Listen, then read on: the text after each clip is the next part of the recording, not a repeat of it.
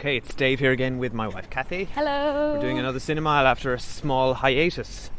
Yes. It's 2 weeks of hiatus. Yeah. We just couldn't get to the cinema. No, we have really busy lives. Yeah. We're very important and we're very popular. Yeah. I find. Mm-hmm. And ever since we started doing this podcast, people have just been stopping us on the street. I know, it's getting embarrassing. It's just like all the selfies, because our faces are so famous. Yeah. So we're going to see Arrival, which is the new sci-fi film that everyone's raving about by director Denis Villeneuve. Is that how you pronounce it? No, I don't think so. I think I butchered it. And we're so excited because we love a good sci-fi, and this is getting like amazing reviews. Yes, and I'm hoping that this is a very thought-provoking sort of sci-fi. That's because I think the last time we saw a sort of sci-fi alien movie was Independence Day Resurgence, and that was a piece of shit. Yeah. So hoping for some proper good cerebral sci-fi. And it stars Amy Adams. She's amazing. And the last time she welcomed an alien to Earth, it was Superman. Yes. And that didn't go so well. So her track record isn't the best in this genre. But this is... Anyway, I literally know nothing about it because I've steered clear of all trailers. And I haven't read any reviews. I've just seen the headlines about how great it is, so... I did my trick where I started watching the trailer and I got like 25 seconds in and I was like, okay, this looks good, I'm stopping now. You're because like, I felt like need to see this. Yeah, I'm sure the rest of the movie was in the trailer. Yeah, okay, I have no doubt. We have to say we are running late again, as always, so we may possibly miss the start of this, which I'm frustrated about. We won't miss it, we're just going to have to stop podcasting. Bye. Bye! Run! There are days that define your story beyond your life. Like the day they arrived. Signs of what might be called first contact. The objects measure at least... I'm Colonel G.T. Weber from Army Intelligence. Pack your bags. You're at the top of everyone's list when it comes to translations. Priority 1. What do they want? Where are they from? You'll be reporting to me, but you'll be working with him when you're in the show. That's what they call in the UFO.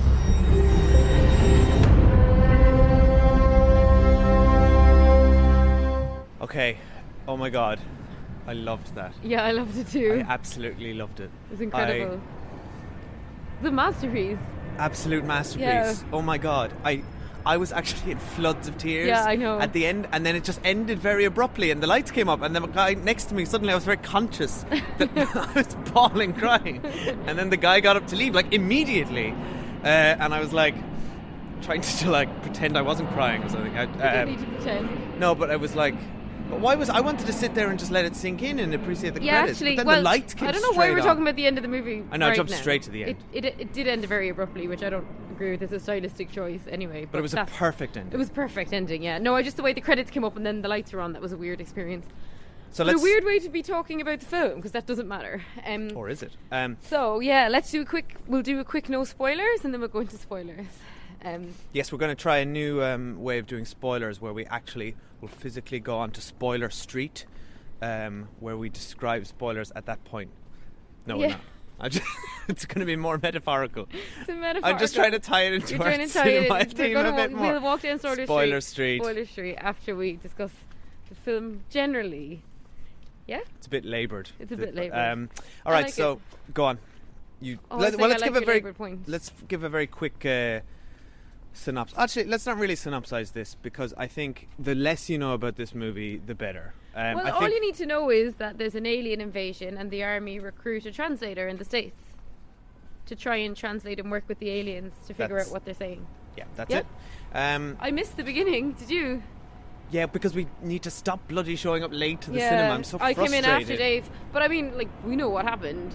12 alien ships land around but the like planet. every like second of that movie was like a visual masterpiece. Yeah. And also, like, the beginning of the film is where they're going to dump the most exposition on you. I thought you might have made the middle because I went off to the loo. No, I walked in and she was watching the news and it was just about the 12 ships that had landed. So I don't know, maybe we saw them land beforehand. Maybe there was a crucial thing we missed, which would change our whole perspective of the movie. Alright, okay, so overall opinions for me before we get to Spoiler Street is...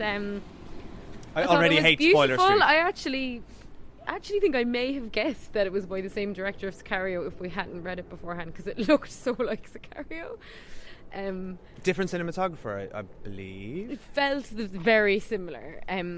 I preferred this to Sicario though. But yeah, I just thought it was amazing. It was so thoughtful and clever, and there was a slow burn at the start, almost to the point where I was thinking, oh, is this a bit too slow? Like my mind wandered a little bit, but then it really paid off because it was that's what the beauty of it was. It was actually very academic. It's just someone trying to study a language and communication, and there's only one plot in the movie, which I really liked. It was just the discovery of it, and it reminded me a bit of Contact, the Jodie Foster movie. Yes. And it was reminding me a bit of Gravity as well, and I don't know if it's just because they're both female-led sci-fi movies. Contact, obviously more appropriate because it's about contacting them, but yeah, I loved it, and I thought Amy Adams is incredible, and Jeremy Renner was really good as her supporting actor, and Forrest Whitaker was amazing as usual. So it was just such a stellar cast and really clever and quite unique. I'm so with you. I loved every bit of it. I agree it was slow at the beginning, but I liked that. And I think it needed that. And it had that sort of 2001 quality to it that I don't know, I don't want to say too much because of spoilers, but I agree Amy Adams deserves an Oscar nomination for that. I think it's such a subtle performance. Yeah. She does a lot with very little. It's all about her. She acts, it's just her face for most of this movie, and it's extraordinary and beautiful. And as I said, it was it just swept me up, the whole thing. And I just love, there's so many messages in this, which I think we can get to in spoilers. There's a car going very slowly here. I don't know how that's going to sound on the podcast. But yeah, I'm kind of just stunned. I'm trying to collect all my thoughts. I know. Right, well, we've just hit Spoiler Street. Oh my God, look at Spoiler Street. Hey, favourite street. So I'm going to get straight into spoilers now. Firstly, I completely called it that she was seeing the future did. and it was her baby with Jeremy Renner. And I actually Fair called play. it before I said it to you. I had already figured it out. How far back did you call it? I called it the second time she saw the baby because I thought she looked really confused. It wasn't a memory. She was like, what's happening to me? Well done. You turned to me and then I was like, yeah, that's gotta be it. And you and called also, it way ahead of time. It was really reminding me of the Time Traveler's Wife. Like the end scene was basically the Time Traveler's Wife. I just love that concept that So clever. you can just perceive time as flat, and you exist in all moments simultaneously. Although I will say, what a kind of awful way to live if you actually think about it. Well, she said that. Awful and beautiful. She said, I know why my husband left me. Yeah. And also, I love how the aliens then also fed her misinformation because they relayed a conversation she had with the Chinese general, which actually never happened. Because in real life, like, how flattering for one's ego, as if the leader of China would come to a party and say, the only reason I came to this party was to meet you. That moment it was was fantastic. Wait, what do you think the alien? No, the aliens weren't conveying that to her. That was her living it in the future. No, the aliens were conveying it because he said, I think it's important for you to have this conversation with me. Because he was aware of how her mind worked and the time, so he was think aware. He was aware. I thought the aliens were doing it. No. There's no aliens there. That's her. That was a flash forward, which she was perceiving, but she was confused because she's perceiving time differently. Then he had to show her the number in the future so she would know it in the past. Yeah, no, I got that, but I thought it was the aliens manipulating their memory. No. Okay. Well, maybe. I guess you could read it anyway. I Yeah. disagree. I think that was just... Well, either way, it was being told to her in that moment so she'd remember it in the past. The general referenced that her mind... He acknowledged that her mind works in different ways. Yeah. So he acknowledged her confusion and he realised... That's why he relayed the whole line to her, because he realised she needed that. Yeah. So in a way, he saved himself as well. That's what it's fun. It had all the fun of a time travel movie without actual time travel by the end. Yeah. Did you think there was a bit, and I know this is where we tend to differ stylistically, when they initially go to the alien ship and they're showing us how the gravity moves and how it all looks, and I was just like, all right, we get it. I found that a bit laboured. You literally said that to me. Yeah, I was just like, all right. No, I disagree. And actually, That's just you a stylish shouldn't have. choice. I kind of, I was annoyed for you because you took me out of it. Oh, sorry. Because I was like, first of all, that score by, I just looked up his name, beautiful. Johan Johansson, and he's worked with this director on Sicario, which had an incredible score. He does tension so well. It's a lot of like, boom. It's just like really gets under your skin, which is what it was doing in that moment with a really slow build up. The score was building up, and then Cathy turns to me and goes, "Just get on with it already."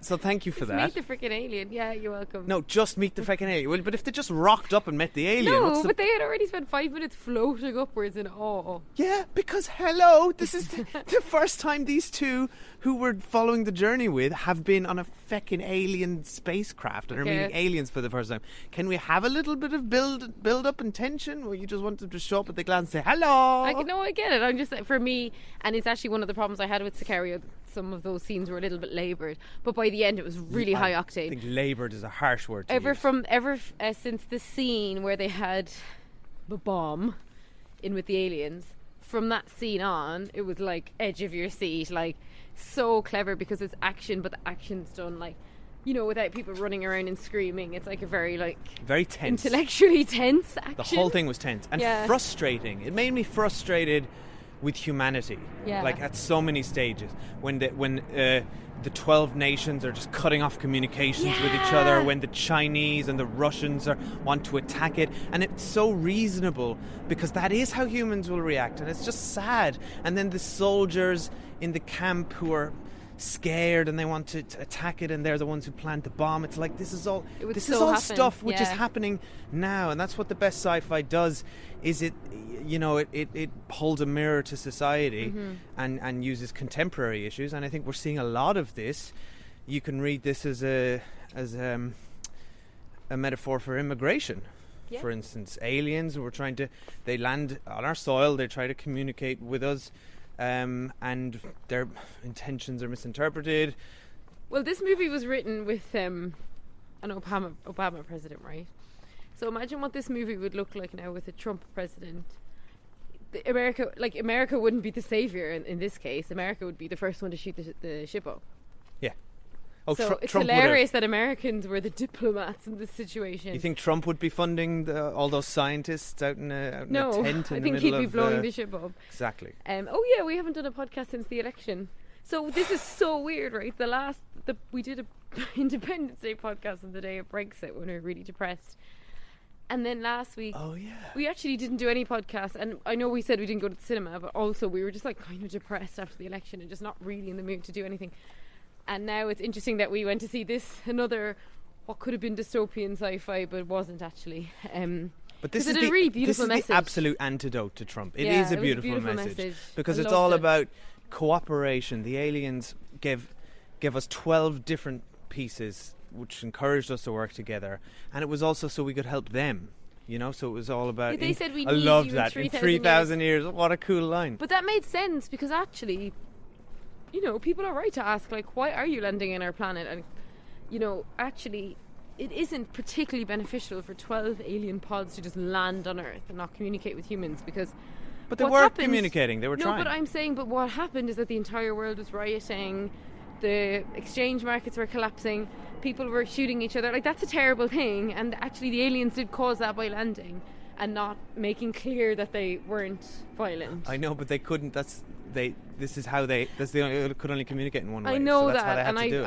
I get it, but I'm just saying, really, it's a little bit big-headed of a new race to just land. And it was interesting earlier on in the movie they used up the metaphor with the white Englishman versus the Aboriginals in Australia, because really the aliens were just landing and saying, we know better than you, this is a gift we're giving you and you're lucky to be getting it. Whoa, I think you're adding a bit of a message into the aliens. No, but you're I'm lucky not. to be getting it. They deliberately brought up the Aboriginal and the Englishman early on in the movie. And like the aliens were saying, no, but I'm saying what made sense then is the aliens said, we'll need you in 3,000 years time. So the aliens want to help Earth because it's to their benefit, and that made way more sense than just, we're such a amazing race of aliens, we just want to come and give you this gift and then leave again, because no one buys that. Yeah, okay. So I thought it was really good. It added context to it. They're like, we want to help you because you're going to help us. Because you're going to help us, yeah. But at the same time, it actually is pretty that's irresponsible to just land on a planet message. And expect that they're not going to be intimidated by your presence and possibly try and retaliate. But we don't know that the aliens didn't expect us to be intimidated or anything. We don't really know what. And I like that when they were bombed, what they perceived anything as. They saved Amy Adams. Yes. and Jeremy Renner. That which whole was scene nice. with the bomb, That so was tense. amazing. And what I liked about it is usually with the bomb scene, the camera focuses on the bomb, the timer, and that's all that the scene's about. But this scene, for like a minute, they'd go off the bomb and just be doing their normal kind of academia. And then they'd show That's us what made the it bomb so again, tense. and the alien was tapping the glass to point at them. It was so frustrating. So, yeah. Did you think there was another way I was kind of reading it at the beginning when they were communicating with the aliens through the glass? I don't know if was this deliberate or not, but it really resembled a cinema screen. Yeah, it did a little bit. I think you could read it as sort of cinema's a way of communicating ideas. Yeah. To people, and they have to try and interpret them, which is what we're doing now. Yeah. Which That's also what this felt like fun. a nice analogy. There's loads of interpretations of this movie, which is fun. I just absolutely Yeah, I loved think it. we'll have to go away and think about it a lot. I want to watch it again. And I want to read. We saw that it was based on a story, so we want to read that story as well. But what a fun thing, just decoding language and swatching them slowly, add more and more words, Yeah. and develop these systems of visual communications. It's just. And I love that at the start, Jeremy Renner's like, science is the foundation of all communication, and she's like, no, it's not. And she explains, and she like owns every scene, and she's like, this is all the reasons we need to have language before we have anything else. And she's just such a cool lead, and she's like the hero of the whole piece. And it is amazing because you never see films with women like that. So it's cool. That final montage just. Yeah, it was heartbreaking. So beautiful, that score. But now, when we're in spoilers, why did we see the daughter as a teenager? I She's going to think die of cancer. She's going to die after that. It's just with the hair, she might have No, looked but younger. she had cancer when she was like 7. But then it How showed do her you when know she she was was clearly like 7? 18. Because you could see. She wasn't 18. She was a young teenager. She's Yeah. going to die. Yeah. I was interested. You're just. I agree. I was slightly confused, but that's just probably just before she started getting sick, and then without the hair, she probably looked younger. Yeah, maybe that was And also, it. you were relating. We were seeing a young girl for a lot of the scenes. Then we were seeing She's her. such in a great bed. actress, that little girl. Yeah. And the most hilarious thing of all is, did you notice that her house was basically the house from Sleeping with the Enemy? What? Amy Adams' house. No. Do you remember that movie? Well, yeah, but I don't have intimate blueprint knowledge of the house in my head. Like, she lived in this beachside mansion that was all glass and like completely luxurious. Wait, I thought she was on holidays then. No, because she was there at the That start was her and the house. end. Oh, you're right. Oh, Yeah. sorry. Yeah. I was like, you're a baddie. So do you think That's the kind of house a baddie lives do you in. think Jeremy Renner had a thing with the towels?